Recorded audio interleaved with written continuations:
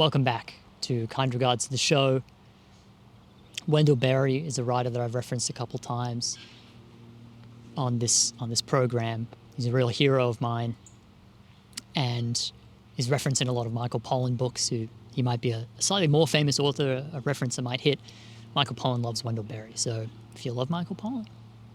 But Wendell Berry studied writing in New York. He actually studied in the same classes, a lot of the same classes as Ken Kesey, who wrote One Flew Over the Cuckoo's Nest and Sometimes a Great Notion, and a whole bunch of other writers whose names I didn't know, but Wikipedia was very clear that they were fancy-pantsy people. And so he was in the Big Apple. He comes from rural Kentucky, mind you, and he was in the New York City, I think in the 70s, so this is a super transformative time, and he's amongst radical artists like Kesey, at the beginning of their careers. And Wendell Berry made a shocking decision. He decided to move from New York City back to rural Kentucky, where he grew up, only a few miles from the farm that he grew up on. He bought a small piece of acreage. I think it was only like 3 or 4 acres, maybe even less.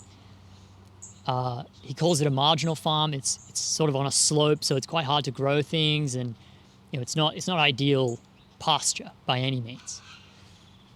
And he walked away from this, and everybody, apparently, according to Wendell, said that this was career suicide. This was an insane move.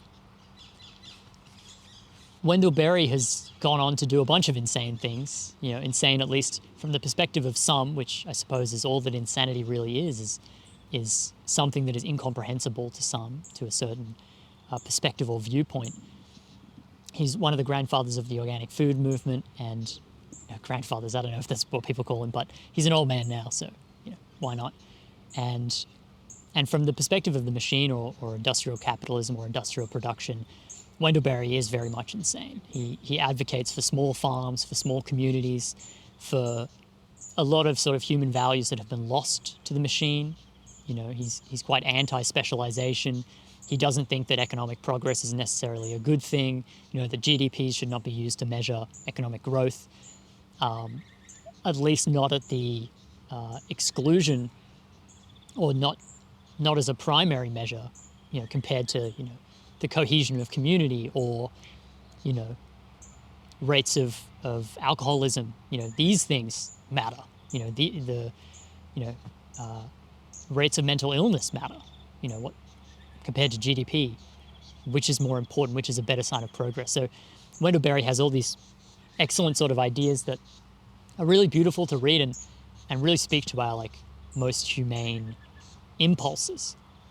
And I bring up Wendell Berry because he poses a brilliant question, which is, what are people for? What are people for? He asks. And I believe that he says that until we answer this question, we don't really know how to act. We don't really know what we're doing here. And I think he's right. And I think I want to apply this instead to the question of homes. What is a home for? In my life right now, I'm living in a van and I'm traveling around. So I have a home of sorts, but it's always in different places. And there's not very much privacy, and it's a very, very small space. 2 people can barely stand up in it at the same time. There's so little floor space. It's just a bed and a small sort of bench and a sink. That's it. And so, I spoke in the last video actually about the things that we're missing from this life. So when I'm away from my home, what comes up for me, there's absence of certain comforts and conveniences. That seems pretty clear. Most people couldn't even foresee themselves doing van life because of the loss of these comforts and conveniences, to which I say, you're probably right. It's probably not for you. It's probably not for me. But ultimately, these comforts and conveniences they lead me to the thing that I'm really missing. The thing that I'm really missing from home is the ability to be hospitable to others, to cook for other people, to host other people in my house. Friendship. I miss the friendship of a settled place and knowing the people around me. I miss the peace of mind of privacy and security, stability and routine. Because you're moving around all the time, your routine kind of constantly has to shift to suit the environment, which is really quite destabilizing. David Lynch famously ate the same breakfast at the same diner at the same time for like 12 years or something bonkers like that. And he says by doing the same thing, by sticking strictly to routine, we save our mental energy for higher purposes, for creativity and compassion and introspection and, access to the unconscious mind and all kinds of things like that David Lynch, the iconic filmmaker, rest in peace, was dedicated to. And so I miss that stability and routine and familiarity of place that allowed me to free parts of my mind for other higher goods, such as, hospitality, friendship, relationship, care for other people. And so ultimately, I think, and this I suppose is bringing up a separate point, which is about hedonism and hospitality, or hedonism and charity, altruism, something like that. Ultimately, we are here for other people. What are people for? Wendell Berry, I think, would agree that we are here as custodians of the earth. We're here to take care of other creatures and of the earth that we are grown from, right? We come from the earth. Everything we eat comes from the earth and the soil, and ultimately we'll go back to the earth. We become earth in the end. And so to cultivate the earth and to care about the earth, the actual physical soil, as well as the broader physical environment that grows from it, is what people are for. And also to love the other people. People are included in this sort of environmental notion. To love others, to serve others. If we are blessed, we should be a blessing. If we are lucky, we should help others be lucky. We should give to others and share with others and help others in whatever way we can. The alternative to this is serving ourselves. It's a pretty crude split that I'm making here, but in my mind, you either serve yourself primarily or you serve others primarily. It's a pretty simple way of carving it up. Serving ourselves, I think, is ultimately a dead end. It's a hedonistic dead end where all we sort of want is status for ourselves, money for ourselves, chemical firing in our brain for ourselves. Food makes brain fizz good for ourselves. It's all us. And it's a dead end. It's a bottomless pit, because all of those experiences ultimately evaporate. Once they're gone, they don't come back. So it's a relentless, we have to be dissatisfied because that's the loop that we're in. This consumption loop relies on our dissatisfaction. So it is by its very nature an endless perpetuation of itself, where giving to others has a much longer sort of half-life. Every time we remember generous acts, we feel good. It feels good to do good, so it's this mutually beneficial sort of thing. So ultimately, we are here for other people. I think that's clear, or I think at least that should be clear.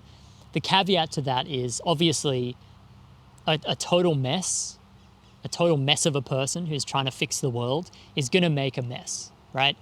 That's why I'm flying between topics here, but that's why so many movements, so many social movements are a mess, is because the people who run them, when you hear them speak, they are clearly hurting people. They're clearly unbalanced in some significant way.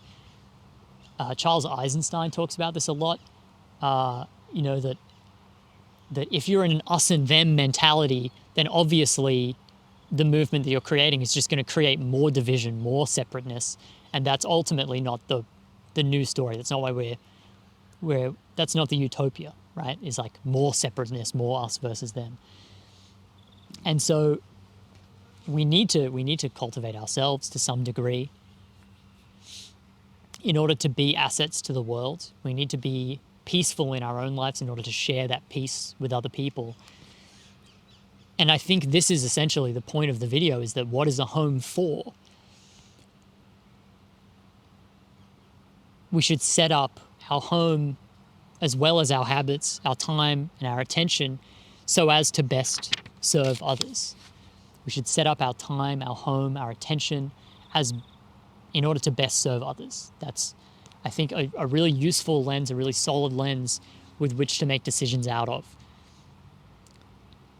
Our homes are supposed to develop peace of mind, so having a totally Spartan house, and relying on microwave meals so that we donate all the money for pots and pans that we would have spent. We donated all that money, so now all we need is microwave meals. Woohoo! This is going to be bad for our health. This is a huge trade-off here where we're not paying attention to ourselves. We're not cultivating bodily health and therefore mental health and mental peace of mind. Instead, we're doing this other thing, serving others in this sort of more shallow way. And so I suppose many of you might have already thought about this, but I think for a long time I didn't. And again, this absence, I'm away from home, so I'm thinking about setting up a home.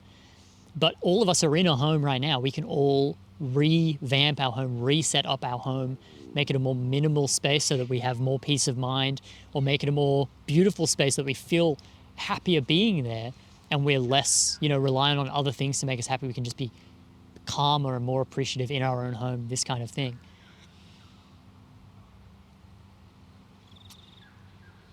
I suppose the ultimate purpose of the video is to expose you to the question that Wendell Berry exposed me to, that sort of haunts me in a lot of my decisions. What are people for? What are you for? What is your home for? What is this habit that you do for? And is it following through? First of all, are we clear on what we're doing? And second of all, are we clear on how what we do gets us to where we want to go? To be, hopefully, if we have the space and we have been blessed enough to be a blessing to others, if we're under control enough and calm enough to make space for others, because I know not everyone's ready for that, and for a long time I wasn't ready for that. Because we've all got our things that we're dealing with, and a lot of the time we need to deal with those things first. Are we showing up for others? Are we doing that for others? Are we fulfilling what we see as our own purpose, whatever that may be?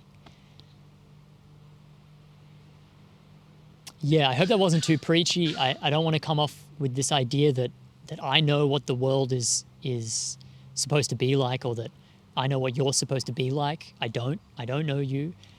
And ultimately, check out the contradiction video, coordinate contradiction, if you feel that way, because I think I come pretty clearly with the idea that we all need to take advice in and go, am I ready for that? Is this the time for me to hear something like this? Is this even applicable to me, or is this just some guy? It's applicable to him, but it's not applicable to me.